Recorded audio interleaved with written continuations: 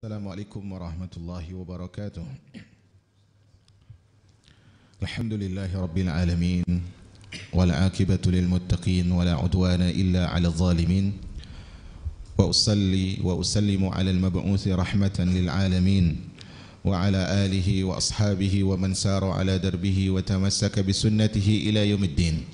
Qala rabbul alamin ya ayyuhalladhina amanu taqullaha haqqa tuqatih ولا تموتن إلا وأنتم مسلمون فإن أحسن الكلام كلام الله وخير الهدى هدى المصطفى صلى الله عليه وسلم شر الأمور محدثاتها فإن كل محدثة بدعة وكل بدعة ضلالة وكل ضلالة في النار.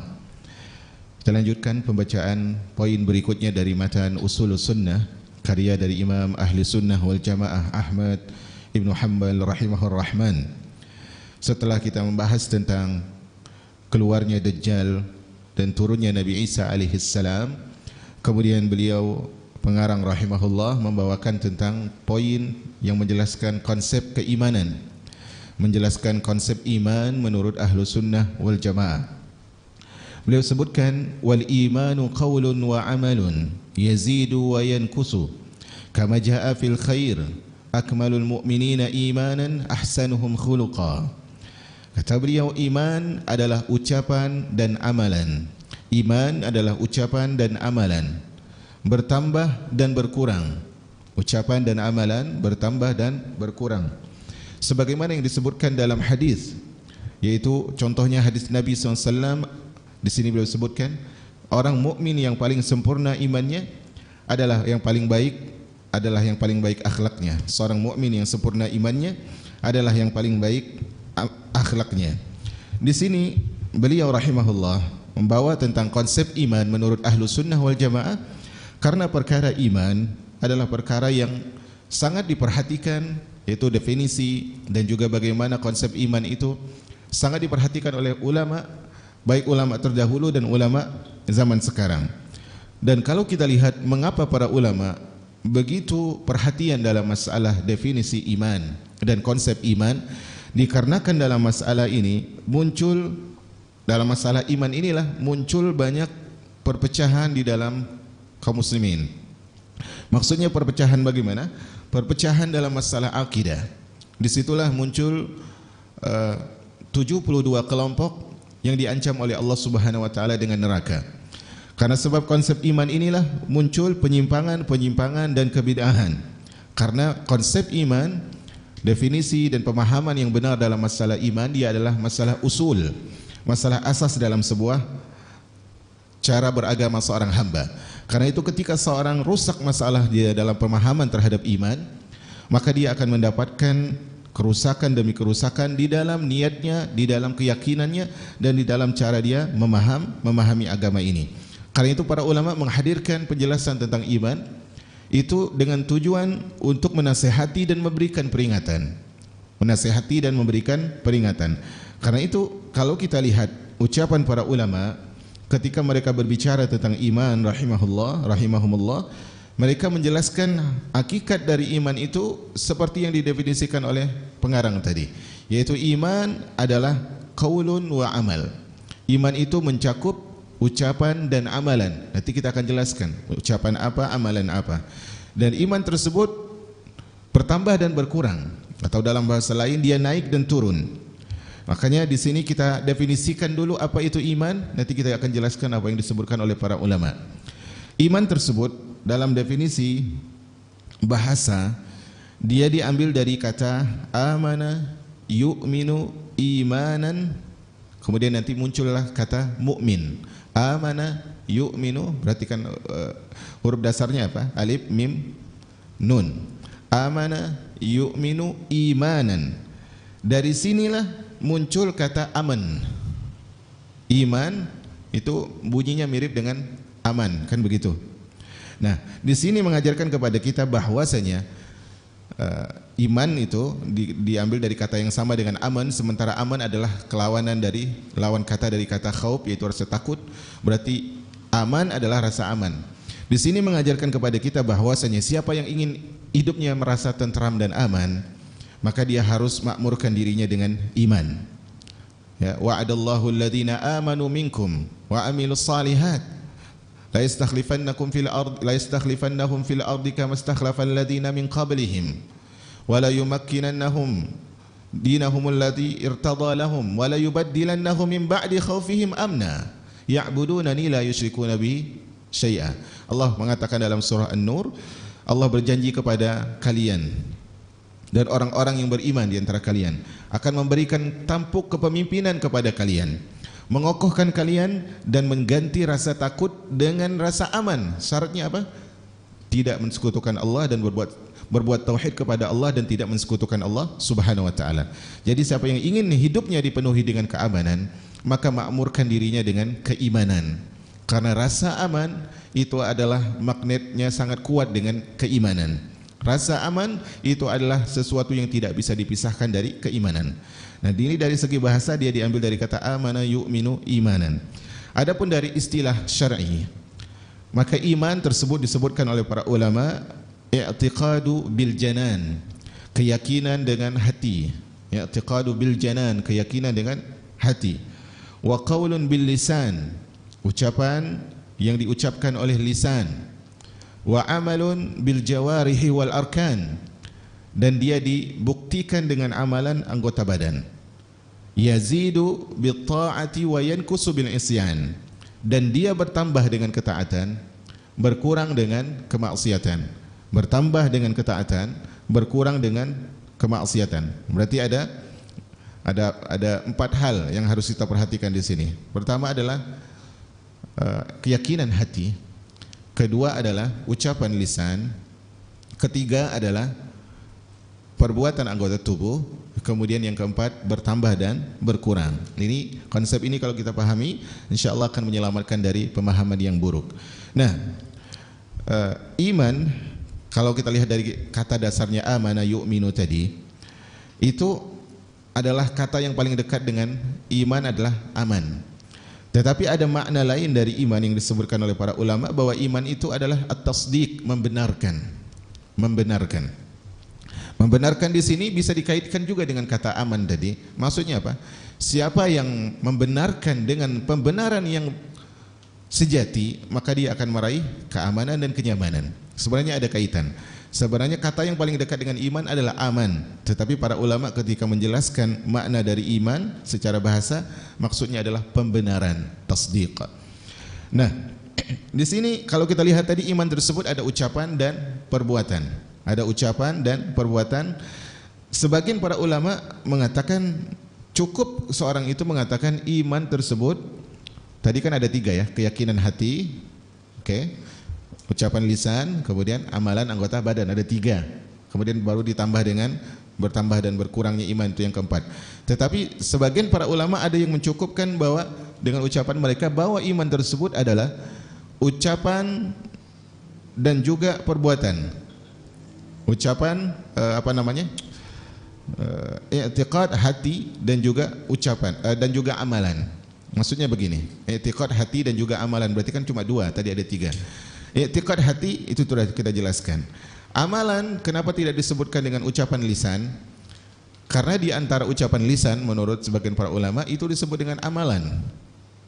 Bisa dimengerti tidak di sini? Tadi disebutkan iman tersebut keyakinan hati, kemudian ucapan lisan, kemudian amal anggota badan. Ini kan 3 nih. 3.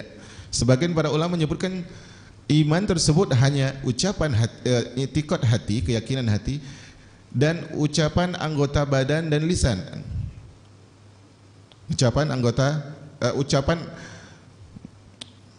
gimana supaya bisa dimengerti? Cuma 2, yaitu keyakinan hati, kemudian amalan hati dan amalan lisan. Amalan hati dan salah lagi anak nih. Subhanallah. Keyakinan hati dan amalan lisan dan anggota badan. Amalan lisan dan anggota badan berarti cuma 2, amalan lisan dan anggota badan. Ucapan lisannya enggak diucapin di sini. Bisa dimengerti ya?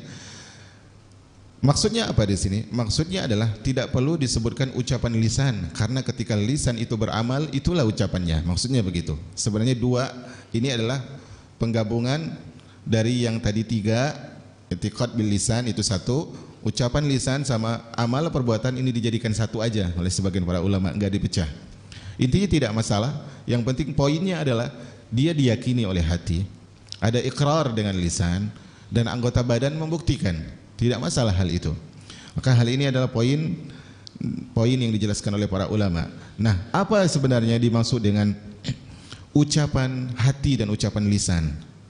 Ucapan hati bukan berarti ucapan hati itu kemudian dilafazkan dengan lisan, tidak. Yang dimaksud dengan ucapan hati dan amalan hati adalah niat.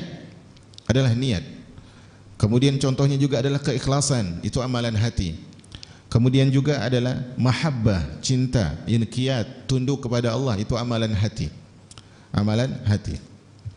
Kemudian di antara bentuk amalan hati juga adalah inabah, yaitu kembali kepada Allah Subhanahu wa taala. Ini disebut dengan amalan hati. Adapun ucapan lisan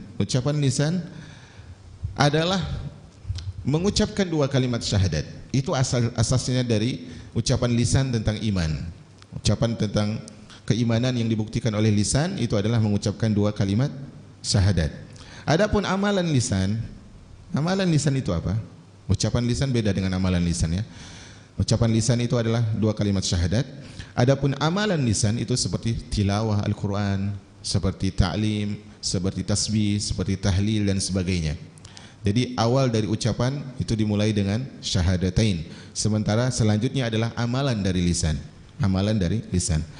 Adapun amalan anggota badan itu masyhur, yaitu seorang salat, seorang hadir di majelis ilmu, seorang bekerja.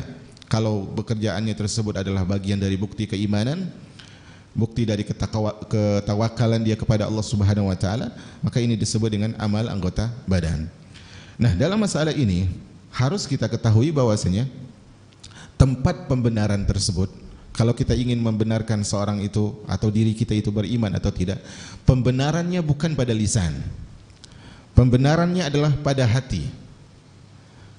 Dan pembuktiannya dengan lisan dan anggota badan, tapi pembenarannya dengan hati. Jadi tidak bisa seorang mengatakan benar saya beriman, buktinya saya salat misalnya, buktinya saya mengeluarkan zakat. Pembenaran itu di hati. Adapun konsekuensi dari pembenaran itu dengan amalan. Tetapi tidak bisa semena-mena dengan mengatakan saya taat ini, saya taat itu. Belum tentu dia menjadi seorang beriman karena pembenarannya itu pada hati. Makanya kemarin kita sebutkan ucapan Ibnul Qayyim, perjalanan kita menuju Allah itu dengan hati. Makanya betapa banyak nanti kita akan sebutkan kenapa Abu Bakar As-Siddiq mengungguli semua para sahabat.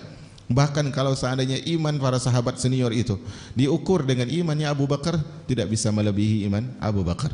Karena tasdiknya Abu Bakar, pembenaran yang dimiliki oleh Abu Bakar tidak dimiliki oleh siapapun selain dia. Maka pembenaran itu tempatnya di hati. Itulah yang menjadikan seorang tersebut mulia di sisi Allah Subhanahu wa taala. Kemudian kalau kita lihat kelompok-kelompok dalam Islam, kita tidak berbicara agama di luar Islam.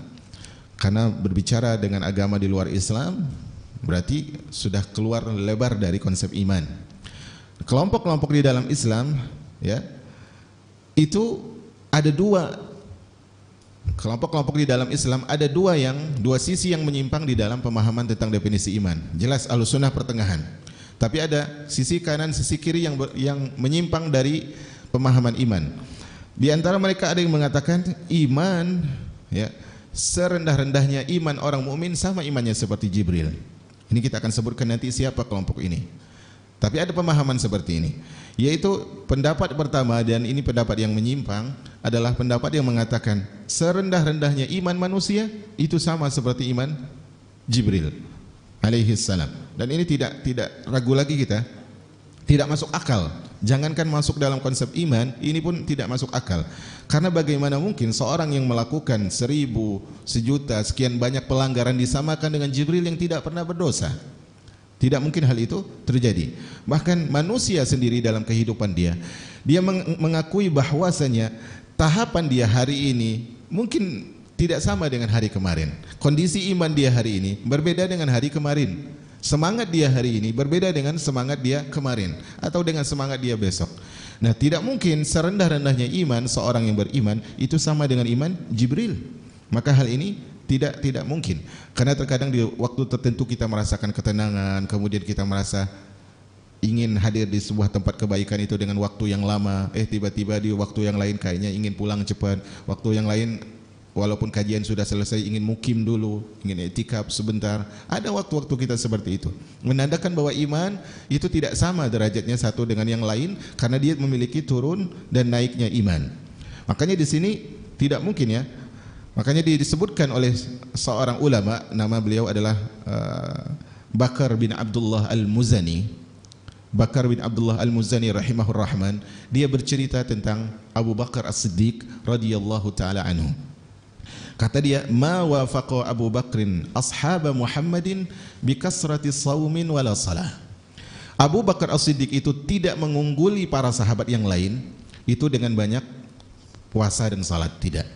Walakin bi syai'in kana fi qalbihi, tetapi karena faktor iman yang besar di dalam hatinya.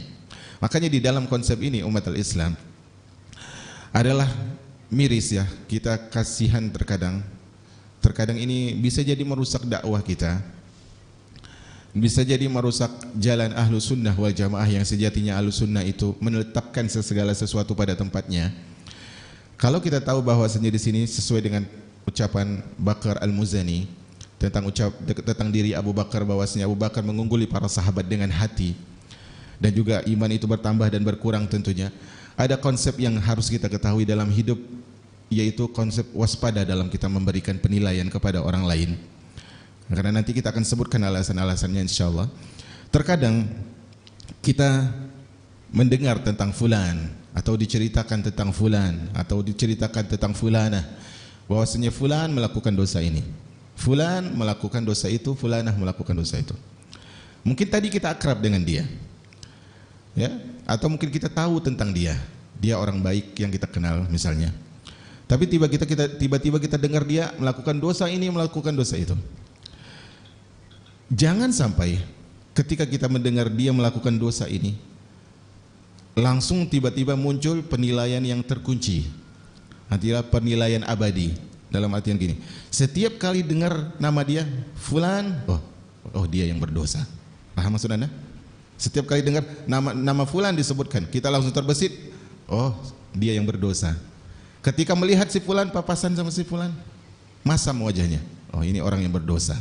Paham di sini? Paham ya? Bisa dipahami maksudnya? Artinya karena satu dosa yang dilakukan oleh orang lain, satu dosa, dua dosa, tiga dosa yang dilakukan oleh dia, langsung kita memunculkan penilaian bahwa apa? Kalau ketemu dia, oh ini orang berdosa nih. Dengar nama dia disebutkan, ini orang berdosa. Ini tidak baik dalam penilaian hidup. Karena seorang itu dalam setiap harinya punya cerita yang baru. Punya cerita yang baru. Karena itu Al-Imam Ibnul Qayyim rahimahullah dan ulama yang lain menyebutkan, tidak sedikit seorang itu masuk ke dalam surga Allah Azza wa Jalla karena tumpukan-tumpukan dosanya. Dan tidak sedikit seorang itu masuk ke dalam neraka Allah karena gunung ketaatannya. Bukan ketaatannya yang salah, bukan juga kemaksiatan orang tadi yang benar, tetapi ternyata tumpukan dosa tadi dia jadikan sebagai perahu untuk dia lebih menuju kepada jalan Allah Subhanahu wa taala dengan penuh penyesalan. Sementara orang yang taat tadi, ketaatannya seperti gunung sehingga dia melihat siapapun di bawahnya lebih kecil. Dengan itu hadir kesombongan, maka melabelkan sesuatu dengan label yang pasti selama masih kehidupan itu tidak bisa. Kalau disebutkan fulan berdosa, ya fulan berdosa, fulanah berdosa, tidak bisa kita pungkiri. Dan kadang kita harus mengakui hal itu dan harus menyampaikan bahwa fulan begini dan begitu di kondisi tertentu. Tapi dalam muamalah sehari-hari tidak. Rasulullah SAW suatu ketika diketuk pintunya oleh seorang sahabat. Kata Nabi SAW, ini Rasulullah lagi di rumah Aisyah. Kata Nabi SAW, ini adalah seburuk-buruknya orang. Disebutkan, wahai Aisyah, orang yang ngetuk itu bukan orang yang baik.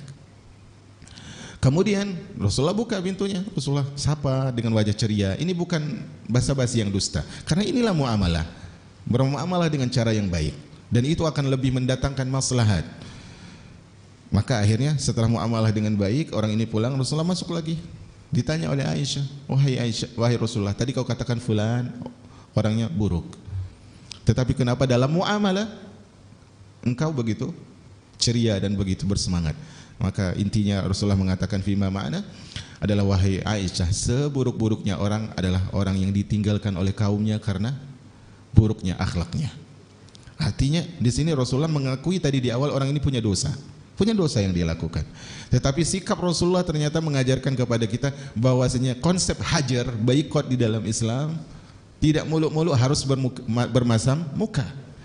Asalnya dari hajar adalah kita mulai dengan nasihat, dengan amalan terbaik. Maka sekali lagi konsep seperti ini jangan sampai kita lupa bahwasanya iman tersebut levelnya paling besar pada hati. Jangan sampai kita menganggap seorang itu rendah tapi kita tidak tahu hatinya ketika bersimpu di hadapan Allah Subhanahu wa taala. Bukankah juga siapa yang paling tinggi imannya itu ujiannya semakin berat? Kan bukankah begitu? Mungkin fulan lebih beriman, fulan tidak lebih beriman. Mana yang lebih berat ujiannya? Yang lebih beriman. Sementara yang tidak beriman ini melihat yang tidak lebih beriman ini melihat fulan yang levelnya lebih beriman ini bermaksiat. Padahal mungkin kalau dia diuji dengan ujian yang sama, dia lebih parah downnya, jatuhnya. Karena orang kan menguji dengan iman-iman yang berbeda. Iman orang yang saleh tidak sama dengan orang yang menuju berusaha untuk saleh. Tapi terkadang orang yang berusaha untuk menuju saleh ini melihat, oh dia saleh aja ternyata jatuh dalam maksiat. Imannya beda, ujiannya beda. Maka di situ kita harus perhatikan konsep hatilah yang mengangkat kita di hadapan Allah Subhanahu wa taala. Maka tadi beliau sebutkan tidaklah Abu Bakar As-Siddiq radhiyallahu anhu mengungguli para sahabat dalam masalah iman dengan puasa dan salat, dengan banyak puasa dan salat, tapi dengan hati yang membenarkan dengan pembenaran yang sangat luar biasa. Ini terbukti dalam kasus apa? Mi'rajnya Nabi alaihi salatu wassalam. Ketika Abu Bakar ditanyakan kepada beliau, wahai Abu Bakar, engkau dengar tentang sahabatmu itu, yaitu Muhammad sallallahu alaihi wasallam. Dia bilang, dia pergi ke sini, yang kita tahu perjalanan di sini butuh berbulan-bulan. Tapi dia bilang semalam saja dia udah kembali. Maka apa kata Abu Bakar As-Siddiq radhiyallahu anhu? Kata Abu Bakar As-Siddiq, in kana qalahu faqad shadaq. Kalau benar itu ucapan Muhammad, maka berarti dia benar. Walaupun dia mengatakan yang lebih mustahil dari itu, kata Abu Bakar, maka kami akan membenarkannya. Sejak itulah beliau disebut dengan As-Siddiq, Abu Bakar As-Siddiq radhiyallahu taala anhu. Maka di sini kita penting berjuang dengan hati. Kita masing-masing memiliki kemampuan yang berbeda dalam amalan, kesempatan yang berbeda dalam amalan. Bukan berarti seorang yang sibuk dengan dunia, dalam artian dia bekerja dengan dunia, bukan berarti imannya muluk-muluk paling rendah, tidak. Semuanya bisa dijadikan ibadah. Konsepnya tadi apa? Hati. Seorang bisa menjadikan sesuatu itu ibadah, konsepnya hati. Kemudian kita lihat bagaimana ucapan para ulama tentang hal ini. Saya bawakan satu ucapan saja, yaitu ucapan Al-Imam Hafiz Ibnu Hajar Al-Asqalani membawakan ucapan dari Imam An-Nawawi. Jadi Imam Ibnu Hajar menukil ucapan Imam An-Nawawi rahimahumullah. Kata beliau, wal azharul mukhtar, dan yang paling jelas, dan ini pendapat yang dipilih, anna tasdiqa yazidu wa yankus, bahwasanya iman itu bertambah dan berkurang, bi kasratin nadar wa wuduhil adillah. Karena kalau kita lihat realita begitu, iman itu naik turun, ada semangat, ada downnya, dan dalilnya pun sangat jelas. Walihadza kana imanu siddiq aqwa min ghairihi min imani ghairihi bihaitsu la ya'tarihi syubhah. Itulah kenapa imannya Abu Bakar lebih tinggi daripada iman yang lain, karena iman Abu Bakar tidak bisa diresapi oleh syubhat. Subhanallah. Wa yu'ayyiduhu anna kulla ahadin ya'lamu anna fi qalbihi yatafadhal. Yang menguatkan konsep iman naik turun itu dikarenakan, kata Al-Imam Nawawi, karenakan semua kita, masing-masing kita meyakini bahwa dalam hati kita itu ada tingkatan-tingkatannya. Hari ini, besok, kemarin, kemudian di Ramadan itu berbeda. Itu hati kita mengakui hal itu. Hatta innahu yakunu fi ba'dil ahyan al-imanu a'zamu yaqinan wa ikhlasan wa tawakkulan minhu fi ba'diha. Di waktu yang lain kita dapatkan iman kita itu lebih kuat, lebih yakin kita, lebih ikhlas kita, lebih tawakal kita. Wa kadzalika fit tasdiq wal ma'rifah. Demikianlah dalam masalah pembenaran iman, pengetahuan tentang iman, bihasbi zuhuril barahin wa kasratiha, sesuai dengan semakin banyaknya petunjuk yang kita dapatkan. Jadi konsep untuk menambah iman itu adalah pertama dimulai dengan keyakinan. Untuk Untuk menambah iman nih, pertama dimulai dengan keyakinan. Kedua, dimulai dengan ilmu pengetahuan. Yakini dulu, kemudian belajar. Ya, artinya kita yakin dengan iman secara global, kemudian kita belajar apa itu iman dan cabang-cabangnya. Kemudian yang ketiga adalah ngebut di dalam amalan yang disunnahkan. Ngebut dalam amalan yang disunnahkan. Ngebut di sini artinya adalah ibarat orang yang lembur untuk mencari target dunia, kan dia ngebut itu agar apa? Agar nanti kalau ternyata dia kerjaannya kurang, yang ngebut ini bisa, hasil dari dia ngebut tadi bisa membantu ketika dia lebih sedikit pekerjaannya. Sama, kita ngebut dalam amalan yang disunahkan tentunya, yang diajarkan oleh Nabi, agar ketika iman kita turun, itu turunnya bisa dikapar oleh amalan yang telah kita lakukan tadi. Dalil-dalil tentang bertambah dan berkurangnya iman, karena kita agama yang berdasarkan dalil. Pertama adalah surah Ali Imran 173. Surat Ali Imran 173. Allah mengatakan, alladzina qala lahumun nas innan nasa qad jama'u lakum fakhshawhum fazadahum imana. Ini setelah para sahabat pulang dari perang Uhud. Kemudian perang Uhud, seingat saya. Kemudian ada informasi dari seseorang mengatakan kepada mereka bahwasanya kaum musyrikin itu sedang siap-siap mau nyerang balik lagi ini. Tujuan orang ini adalah memberikan rasa takut kepada kaum muslimin. Maka apa kata Allah? Dan orang-orang yang ketika ada orang berkata kepada mereka, sesungguhnya manusia sedang bersatu lagi untuk menyerang kalian. Maka kata orang ini, takutlah kepada mereka. Tapi apa kata ucapan kata Allah Subhanahu wa taala tentang orang mukminin? Fazadahum imana. Bukannya tambah takut, tapi mereka apa? Bertambah imannya. Subhanallah. Wa qalu hasbunallah wa ni'mal wakil. Kemudian di antaranya adalah surah Ali Imran, surat Al-Anfal 173. Al-Anfal 173. Allah mengatakan, innamal mu'minuna alladzina idza dzukirallahu wajilat qulubuhum. Ayat 73. 173 benar tidak di sini? Bukan sepertinya. Ini di awal dari surah Al-Anfal, sepertinya cetakannya salah. Ayat kedua, coba dicek. Ayat kedua atau ayat berapa? Al-Anfal. Lihat di awalnya. Alladzina innamal mu'minuna alladzina idza dzukirallahu wajilat qulubuhum. Ayat berapa? Ayat 2 kan? Naam, Al-Anfal ayat 2. Ini dicetakan di sini salah. Innamal mu'minuna alladzina idza dzukirallahu wajilat qulubuhum. Sesungguhnya orang-orang beriman saja yang kalau disebutkan nama Allah bergetar hati mereka. Ini dirasakan jemaah.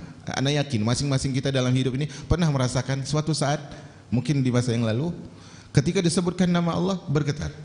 Itu karena iman sedang baik-baiknya. Wa idza tuliyat alaihim ayatuhu zadatuhum imana. Kalau dibacakan ayat Allah bertambah imannya. Wa ala rabbihim yatawakkalun, dan kepada Rabb mereka bertawakal. Saya ingin jelaskan di sini. Wa idza tuliyat alaihim ayatuhu zadatuhum imana. Kalau dibacakan ayat Allah bertambah iman mereka. Di sini itu adalah salah satu cara paling efektif untuk menguji iman kita. Cara yang paling efektif untuk menguji iman kita adalah berinteraksi dengan Al-Quran lebih baik, lebih banyak. Artinya begini, kalau kita bisa membaca, kita baca Al-Quran. Tapi kalau kita tidak semangat saat itu membaca, kita dengarkan murattal untuk diri kita. Kemudian lihat bagaimana tanggapan hati kita, tanggapan iman kita terhadap ayat yang kita baca tadi atau ayat yang kita dengar tadi. Kalau punya efek positif, berarti iman kita sedang sehat.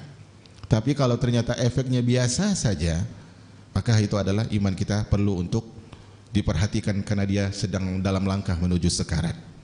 Maka perhatikan di sini. Makanya kata Utsman bin Affan, kalau hati kita suci, tidak mungkin kita merasa kenyang dengan Al-Quran.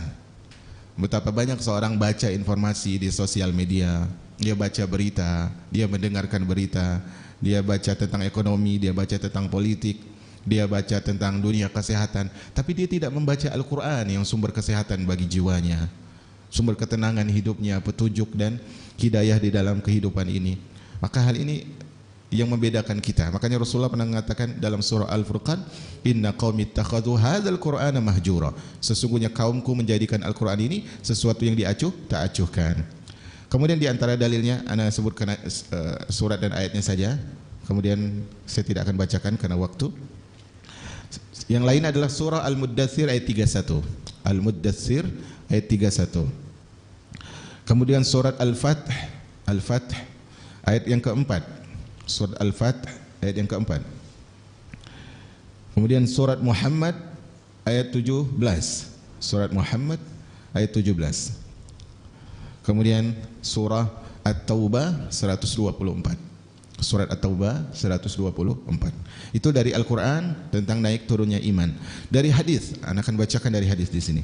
Hadis pertama adalah hadis yang diriwayatkan oleh Imam Muslim di dalam kitab Iman, yaitu dalam Sahih beliau, tapi dalam kitab Iman di hadis nomor 49. Hadis nomor 49 dari sahabat Abu Sa'id Al-Khudri radhiyallahu anhu.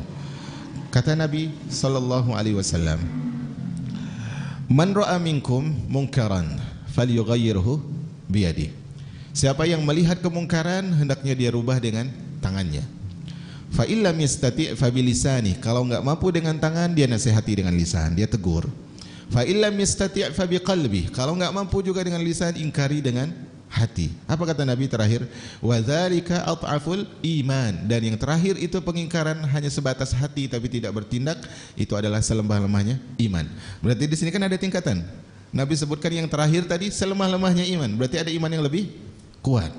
Yang di atasnya adalah menegur dengan lisan. Yang di atasnya lagi adalah melakukan tindakan dengan anggota badan selama mendatangkan maslahat. Itu adalah di antara dalilnya. Kemudian di antara dalilnya adalah hadis yang beliau bawakan di matan tadi, yaitu hadis yang diriwayatkan oleh Imam Ahmad di dalam musnadnya di nomor hadis 527, kemudian di nomor 472 dan nomor 250 di beberapa tempat beliau sebutkan dalam musnad beliau. Hadis ini selain Imam Ahmad juga diriwayatkan oleh Imam Tirmizi, dan hadis ini adalah hadis Abu Hurairah, disahihkan oleh Syekh Albani. Kata Nabi SAW, akmalul mu'minina imanan ahsanuhum khuluqa. Orang mukmin yang paling baik imannya adalah yang paling baik akhlaknya. Disebutkan yang paling baik, berarti ada yang baik, ada yang tidak lebih baik, ada yang buruk, kan begitu. Ini menandakan iman tersebut bertambah dan berkurang. Di antara dalilnya lagi adalah sabda Nabi SAW dalam hadis yang disepakati oleh Bukhari dan Muslim tentang cabang keimanan. Kata Nabi SAW, hadis ini diriwayatkan dari sahabat Abu Hurairah radhiyallahu anhu. Kata Nabi SAW, al-imanu bid'un wa sab'una atau bid'un wa sittuna syu'bah. Iman itu 70 lebih cabang atau 60 lebih cabang, kata Nabi SAW. Fa'afdaluha, yang paling utama adalah qaulu la ilaha illallah, yaitu keyakinan tentang la ilaha illallah. Wa adnaha imatatul adza 'anit tariq, yang paling rendah menyingkirkan gangguan dari jalan. Wal haya'u syu'batun minal iman, dan rasa malu yang benar itu adalah bagian dari iman. Berarti Nabi sebutkan berapa tadi? 70 lebih atau 60 lebih. Kemudian Nabi sebutkan yang paling utama. Setelah itu Nabi SAW sebutkan yang paling rendah. Kemudian Nabi sebutkan di antara sifat iman adalah malu yang benar. Berarti di sini ada yang paling utama, ada yang paling rendah, menandakan iman tersebut bertambah dan berkurang. Nah, itu di antara dalil-dalil yang disebutkan oleh para ulama. Kemudian kita lengkapi dengan ucapan atau penjelasan yang disebutkan oleh para ulama. Suatu hari Ikrimah rahimahullah, dia seorang tabi'in. Ikrimah rahimahullah, seorang tabi'in, bertanya kepada Ibnu Abbas radhiyallahu taala anhuma. Pertanyaannya berbunyi, kaifa yunzaul imanu min? Ketika berbicara tentang hadis, ini adalah hadis yang berbunyi, tidaklah seorang itu berzina, ketika berzina dia beriman. Tidaklah seorang itu mencuri, ketika mencuri dia beriman. Nah, pemahaman Ahlussunnah di sini artinya imannya itu saat itu dicopot saat itu dari dia. Maka ditanyakan kepada Ibnu Abbas, kaifa yunzaul imanu anhu? Bagaimana cara iman itu dicabut dari orang pelaku maksiat tadi? Kata Ibnu Abbas begini, perhatikan. Wasyabbaka asabi'ahu. Dia itu gabungkan tangan-tangannya. Summa akhrajaha, kemudian dikeluarkan dikeluarkan dari kepalan itu. Kata Ibnu Abbas, fa in taba ada ilaih, kalau ternyata dia taubat maka imannya balik lagi. Ini bukan berarti dia itu imannya lepas. Para ulama menjelaskan ketika pelaku pezina dia berzina, tidaklah pelaku berzina ketika berzina dia itu mukmin, itu adalah kata para ulama seperti bayangannya. Seperti bayangannya. Bayangan itu bagian menyatu atau tidak? Terpisah kan ya, bayangan dengan seseorang itu. Tapi dia itu sebenarnya bagian dari orang itu atau bukan? Bagian dari orang itu. Bayangan kan menggambarkan sesuatu. Tapi kalau kita lihat kan ada dua, ada orang itu dan ada bayangannya. Tapi sejatinya bayangannya adalah bagian dari dia. Ini menandakan imannya adalah saat itu kesempurnaan imannya yang dicopot. Tidak mungkin seorang yang bagus imannya dia berbuat dosa, khususnya dosa-dosa besar, tetapi dia masih seorang mukmin. Nah, dalam masalah ini 3 kelompok yang ada dalam Islam membahas tentang iman. Pertama Ahlus Sunnah, sudah jelas. Tadi iman, ucapan, keyakinan hati, ucapan lisan dan amalan anggota badan bertambah dan berkurang. Di sana ada kelompok yang disebut dengan Murji'ah. Ini sisi yang terlalu santai. Meremehkan. Ini sisi yang meremehkan, Murji'ah. Apa itu akidah Murji'ah? Akidah Murji'ah, mereka punya konsep la yadurru ma'al iman ma'siyah. Maksiat itu sama sekali tidak mencemari iman. Ini orang Murji'ah, kelompok Murji'ah. Jadi Murji'ah ini bukan hanya Murji'ahnya saja, nanti ada kelompok lain yang mengadopsi Murji'ah, tapi tetap dinisbatkan kepada Murji'ah. Mereka punya kaidah. Dalil mereka apa? Dalil mereka kaidah. Kaidahnya begini, la yanfa'u ma'al kufri ta'ah. Ketaatan yang dilakukan seorang hamba tidak bermanfaat selama dia kufur, selama dia kafir. Ini kaidah benar, ini kaidahnya benar. Kekafiran seorang itu menjadikan ketaatan yang dia lakukan sebanyak apapun enggak ada manfaatnya. Artinya ada orang kafir misalnya dia bangun masjid, manfaat enggak untuk membantu dia di akhirat? Enggak manfaat. Ini kaidahnya benar. Tapi kaidah yang benar ini ya dipakai oleh orang Murji'ah untuk membenarkan akidah mereka, digunakan pemahaman kebalikannya. Tadi kan yang benar apa? Ketaatan sebesar apapun tidak bermanfaat selama orang itu kufur. Ini benar. Dibalik oleh mereka, berarti ada kaidah sebaliknya kata mereka, yaitu kemaksiatan tidak berpengaruh pada iman. Ini seharusnya dua hal yang berbeda. Maksiat itu berpengaruh pada iman, sebagaimana absennya kita kerja berpengaruh pada gaji, kan gitu? Ngaruh kan? Telatnya kita berpengaruh bagaimana respon atasan kita ke kita. Itu ngaruh. Nah, benar ketaatan itu tidak bisa bermanfaat kalau orang itu musyrik dan kafir. Tapi kemaksiatan itu menggelitik keimanan sampai bisa menyobek dan menghilangkan keimanan. Jadi punya pengaruh iman. Tapi menurut Murji'ah, kalau dia sudah mengatakan asyhadu alla ilaha illallah wa asyhadu anna muhammadar rasulullah, bahkan kalau dia sujud kepada selain Allah pun imannya tetap sempurna. Ini konsep mereka. Dia melakukan kebid'ahan seheboh apapun, karena bid'ah itu heboh. Dia lakukan kebid'ahan seheboh apapun, enggak ngaruh pada imannya, tetap sempurna. Ini salah. Ini kelompok yang sangat meremehkan. Yang kedua adalah kelompok yang sangat berlebihan, dan ini dipimpin oleh Khawarij. Yang mana mereka mengatakan adalah sekecil apapun sekecil apapun maksiat yang dilakukan oleh seorang hamba, ya, khususnya dalam perkara dosa besar malahan, tapi sebagian mereka mengatakan sekecil apapun. Mereka mengatakan satu dosa yang dilakukan oleh seorang hamba, sekali lagi ini adalah kalau kita lihat usulnya Khawarij, ini mereka maksudnya adalah dosa besar. Tapi terkadang di antara orang mengadopsi paham Khawarij, mereka juga lakukan pada dosa kecil. Kata mereka, dosa yang dilakukan seorang hamba itu bisa menghilangkan imannya. Satu dosa yang dilakukan seorang hamba selamanya menghilangkan imannya. Misalnya ada orang berhukum dengan hukum selain Allah, udah kafir, tanpa ada basa-basi. Tanpa ada basa-basi. Ini adalah salah. Orang yang tidak baiat dengan mereka, kafir. Ini konsep yang salah. Karena kenapa mereka menghalalkan darah kaum muslimin? Karena penilaian sudah kafir tadi. Kafir halal darahnya. Padahal kan tidak semua orang kafir juga halal darahnya, apalagi seorang yang masih muslim. Wallahu a'lam bishawab. Saya kira cukup sampai di sini ya. Tapi nanti kita akan berbicara tentang tentang, insya Allah mungkin kita tidak akan lanjutkan ke pembahasan selanjutnya dulu. Nanti dalam Islam ada pembahasan yang disebut dengan ucapan kalau ada orang bertanya kepada kita, ente mukmin? Kemudian kita bilang, insya Allah.